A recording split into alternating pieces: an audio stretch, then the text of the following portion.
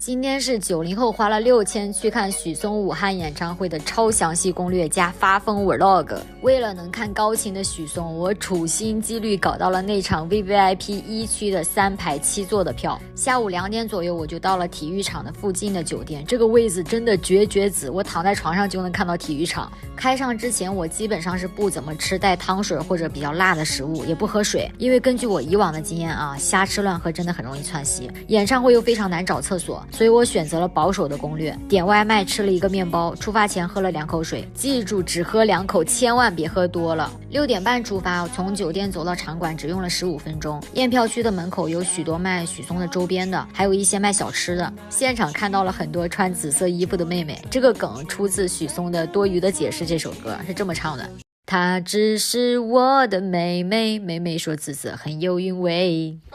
这一场如果是纸质票，我看到的情况是并没有检查身份证，但是电子票的话是需要有身份证对照着才能进入的。那一场和看台它并不在同一个入口，所以这中间我还走了很长的一段路。一进体育场，我的妈，整个人的心情就变得特别激动。我是从许嵩的第1首歌开始就关注他的，那大概已经是20年前的事情了。当时他的飞蛾、星座书上、墨尔本情、玫瑰花的葬礼、你若尘封，我到现在都会唱。因为我之前去看过周董的演唱会嘛，我就发现许嵩的舞台他要比周董的高了半米左右，但是他舞台上面的音响没有周董的高，周董的音响大概有1米高左右，是会挡到视线的。还有一个区别就是他们俩的摄影师的位置也不一样，周董的摄影师是在台上面来回晃，他会挡到你的视线，但是许嵩的摄影师是在台下的，这一点必须要好评。他们俩都是我青春的回忆，所以我愿意为了他们去溢价付费。但是在看到许嵩的这个歌单的时候，我当时的心态还是有一点崩的，因为我有11首都没有听过，或者说不太会唱，所以整场演唱会我是一个很抽风的状态。不会唱的时候我就是这样子目光呆滞，会唱的时候就整个人在发疯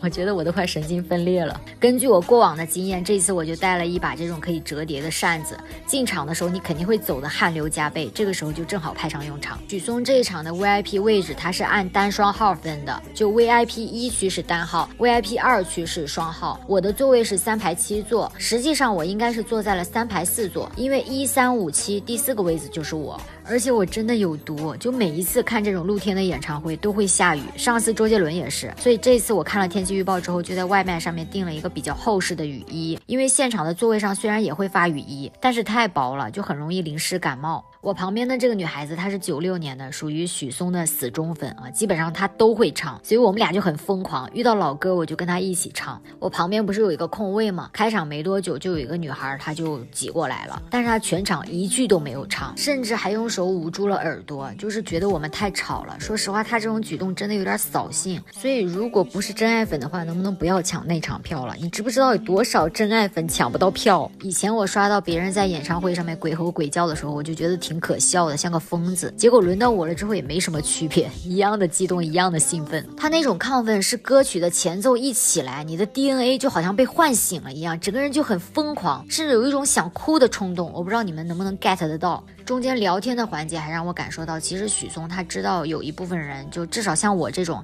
还是很想听早期的歌曲的，但是他好像并不是太想唱，有一种挺无奈的感觉。不过呢，他还是唱了几首他认为的老歌，比如说《千百度》、有何不可、断桥残雪、泸州月、半城烟沙、多余的解释、如果当时，还有素颜。说实话，我真希望许嵩能专门开一个早年合集专场啊，我一定第一个到场。基本上他每唱2首歌都会跟大家聊聊天，可惜的是并没有点歌环节。演唱会7点半开始的，10点钟就已经准时结束了。散场的时候人还是很多的，还好我住得近，10分钟就走回去了。等我躺到床上的时候，看到楼下还是堵得水泄不通的。我真的鼓励所有人都要去见一下自己年少时期喜欢的明星或者偶像，这种感觉它很难形容，它就是会给你一种无形的力量。可能你已经被生活打磨得没有棱角了，没有自我，或者没有朝气了。这也是为什么有的人会说，当你气场不好，或者是最近不太顺的时候，你可以去演唱会感受一下现场的氛围，它会给你带来很多正能量。就在刚才许嵩发了昨晚的大合影，里面居然看到了我自己。家人们，这就是我努力工作的意义。总结一下，就是青春无价，许嵩值得。